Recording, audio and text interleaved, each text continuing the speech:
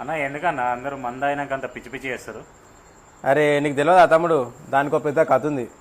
First మందు తయారు చేసేటప్పుడు ఒక పెద్ద అడవిలో పెద్ద మర్రి చెట్టు కింద కుండలో ఇట్లా పెట్టి కింద మంట పెట్టి తయారు చేస్తుండే.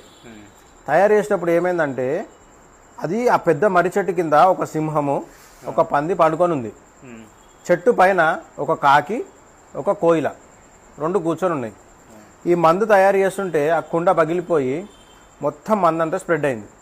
ఆ మంటకి ఆ చెట్టంతా కాలిపోయి ఆ సింహము పంది కాకి కోయిల అందరు ఆత్మలు పోయి అందులో మిక్స్ అయిపోయినాయి.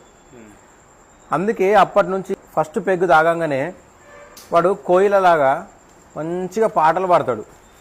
రెండో పెగ్గు తాగంగానే కాకిలాగా కావు కావు అని అరుస్తూనే ఉంటాడు. ఇక మూడో పెగ్గు తాగితే ఇక వాడిగా సింహం లెక్క అవుతాడు. అర్థమైందా?